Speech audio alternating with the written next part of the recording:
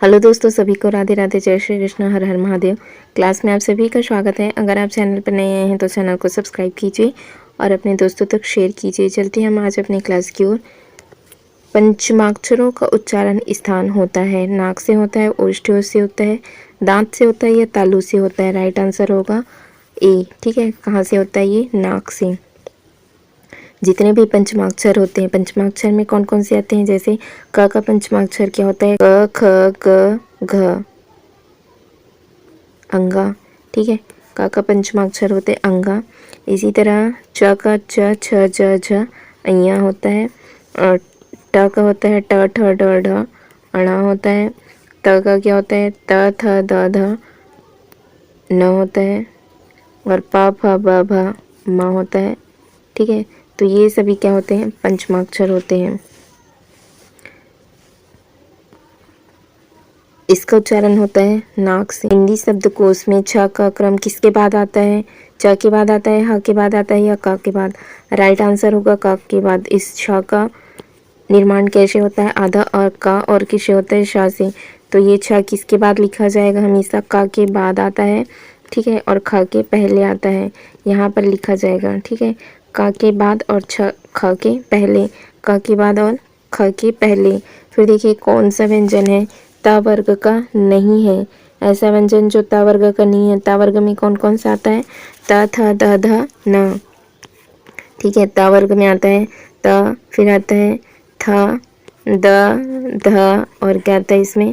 ना। तो इसमें नहीं कौन सा है ये पूछा जा रहा है। माया है क्या यहाँ पर? नहीं। ठीक है, तो इसमें गलत पूछा है तो बी होगा। पा वर्ग में कौन कौन से आते हैं? पा फा ब भ म। ता वर्ग में आते हैं त थ द ध न। फिर देखिए भिन्न भिन्न स्वरों के मेल से जो स्वर उत्पन्न होता है उसे हम क्या कहते हैं? उसे हम मूल स्वर कहते हैं या संयुक्त स्वर? राइट आंसर होगा संयुक्त स्वर।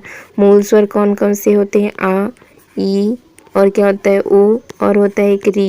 ये हमारे मूल स्वर होते हैं। संयुक्त स्वर जैसे कि आ और ई मिलकर क्या बने हैं? आ और ई मिलकर क्या बनते हैं? ए। तो ए हमारा कैसा है? ये संयुक्त स्वर है। इसी तरह से आ और ए मिलकर क्या बन जाते हैं? ए मिलकर क्या बनते हैं? ए। ठीक है, आ और उ मिलकर क्या बनते हैं? आ प्लस उ मिलकर क्या बनते हैं? ओ बनते हैं। ठीक है, तो ए ओ ये सभी क्या है? ये संयुक्त स्वर हैं। फिर देखिए निम्नलिखित में से कौन संयुक्त व्यंजन नहीं है? एक मिनट, कुछ छूटा है शायद, यहाँ पर देखिए।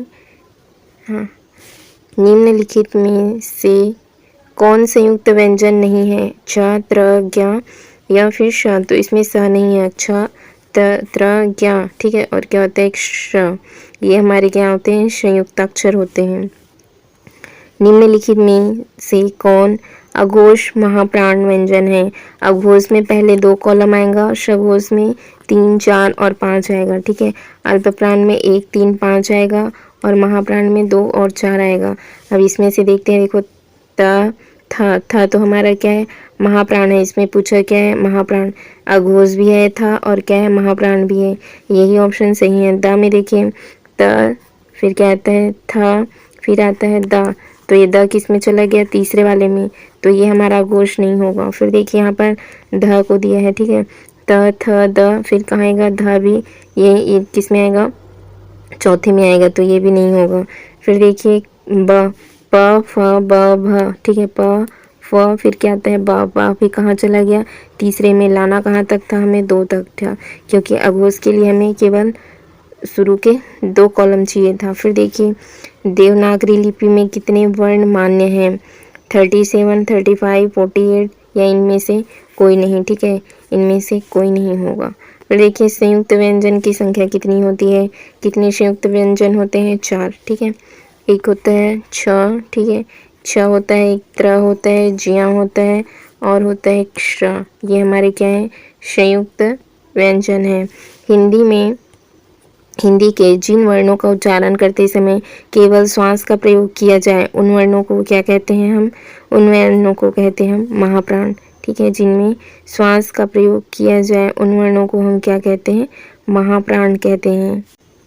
नेक्स्ट क्वेश्चन देखिए, य र ल व किस वर्ग के व्यंजन है? ये अंतस्थ व्यंजन है। ठीक है। य र ल व अंतस्थ व्यंजन है, जिसमें से य और व क्या है, ये अर्धस्वर है। तालव्य व्यंजन पूछा जा रहा है। तालव्य में क्या आते हैं, च छ ज झ ञ, ये सभी तालव्य में आते हैं। त थ द ध न, ये किस में आते हैं, दंत में। ट ठ ड ढ, ये होते हैं मूर्धा। प फ ब भ म, ये होते हैं ओष्ठ। छ त्र और ज्या वर्ण है, यह संयुक्त व्यंजन है। ऊष्म व्यंजन है, तस्थ व्यंजन है, स्पर्श व्यंजन है। राइट आंसर होगा संयुक्त व्यंजन है ये।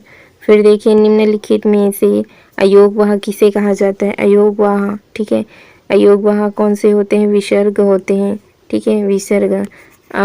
और क्या होते हैं, आहा, ये इसे हम क्या कहते हैं, अयोगवाह। ये दो अयोगवाह होते हैं।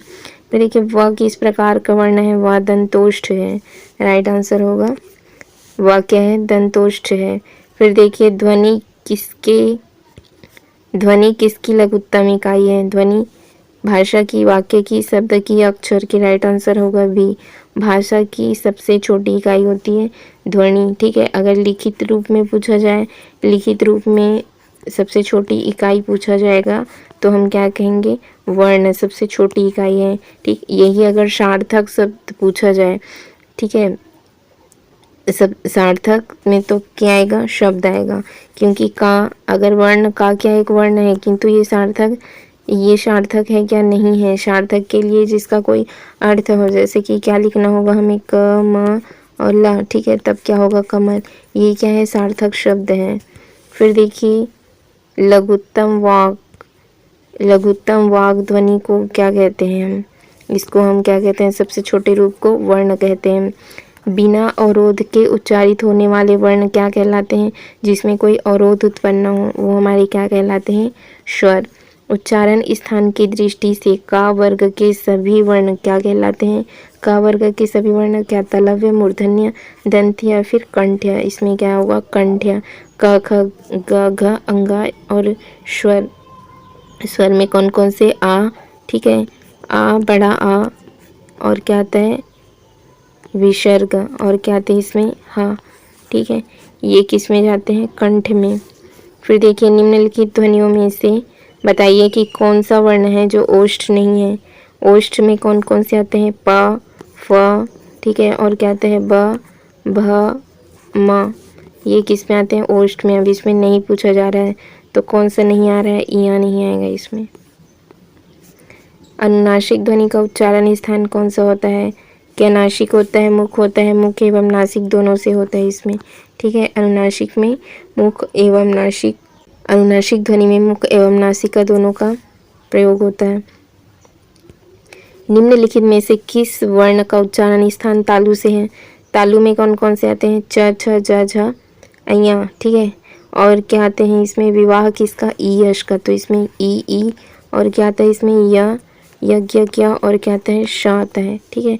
तो इसमें कौन सा दिख रहा है हमको, ये वाला श, तो राइट आंसर क्या होगा, डी। निम्नलिखित में से कौन सा वर्ण है जो नासिक के हैं, नाक से बोले जाते हैं। राइट आंसर होगा इया। जो पंचमाक्षर होते हैं वो किससे उच्चारित होते हैं, नासिक के से। ज्या वर्ण किन वर्णों के संयोग से बना है, ज्या किससे बना है, आधा जा और इया से, ठीक है। जा आधा होगा इसमें, तो राइट आंसर होगा बी। फिर देखिए घ का उच्चारण स्थान, क ख ग घ, घ किस में आ रहा है, ये कंठ का है, ठीक है, किसका है, कंठ का है। तालु में तो च छ ज झ इया आता है, दंत में त थ द ध न आता है, मूर्धा में ट ठ ड ढ अण आता है। ख व्यंजन का उच्चारण स्थान बताएंगे, ख का, क ख ग घ, ठीक है, ये किस में आ रहा है, कंठ में। वर्णमाला में मात्रा का अर्थ क्या होता है, वर्ण की मात्राएं, वर्ण के उच्चारण में लगने वाला समय, ध्वनि का समय या वर्णों का क्रम।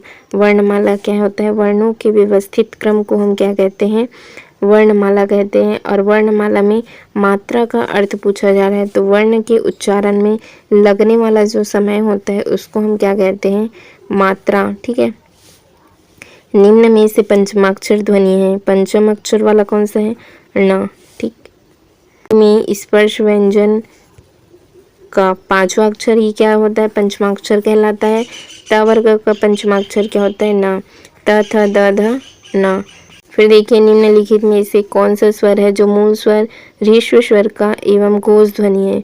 मूल स्वर में तो सबसे पहले देखो क्या आता है, आ आता है, ठीक है। तो यही हमारे क्या है, ह्रीश्व स्वर है और क्या है, ये घोष ध्वनि है, ठीक है। स्वर किस में आते हैं, स्वर किस में आते हैं, घोष में आते हैं। मूल स्वर है, ह्रीश्व स्वर है, ठीक, और क्या है, ये घोष है। फिर देखिए अल्प प्राण और महाप्राण ध्वनि का संबंध है। हवा की कमी बेसी से या स्वर तंत्र से या स्पष्टता से या फिर अलीजीवा से। राइट आंसर होगा हवा की कमी बेसी से। ये होगा अल्प प्राण और महाप्राण ध्वनियों का संबंध। एक में क्या होता है, हवा की कमी से, और एक में होता है बेसी से। निम्नलिखित में से कौन सा अंतस्थ व्यंजन नहीं है। देखो य र ल व ये हमारे क्या है, अंतस्थ व्यंजन है, ये तीनों के तीनों। इसमें नहीं है तो ह नहीं है। अभ्यांतर प्रयत्न के अनुसार वर्णों के उच्चारण के मुख्य रूप से कितने भेद होते हैं, 4 होते हैं। कितने होते हैं, 4। फिर देखिए अनुनासिक ध्वनि का उच्चारण स्थान कहाँ से होता है, अनुनासिक का उच्चारण स्थान होता है मुख और नासिका से। अनुनासिक में मुख और नासिका दोनों से होता है, ठीक है दोस्तों। फिर हम आज की क्लास यहीं तक के लिए रखते हैं, आगे हम कल से कंटिन्यू करेंगे। इसके अतिरिक्त आप थ्योरी की क्लास देखना चाहते हैं हिंदी की हिंदी की सारी प्लेलिस्ट डली, आप वहाँ से देख सकते हैं। और हिस्ट्री की भी क्लासेस डली है, जियोग्राफी की क्लास डली है, पॉलिटी की भी कंप्लीट प्रैक्टिस सेशन है ना, जितने भी हमारे पीवाई के क्वेश्चन हैं उसका प्लेलिस्ट डला हुआ है, आप वहाँ से जाकर देख सकते हैं। चैनल से जुड़े रहने के लिए चैनल को सब्सक्राइब जरूर कीजिएगा friends. Thank you friends, thank you all.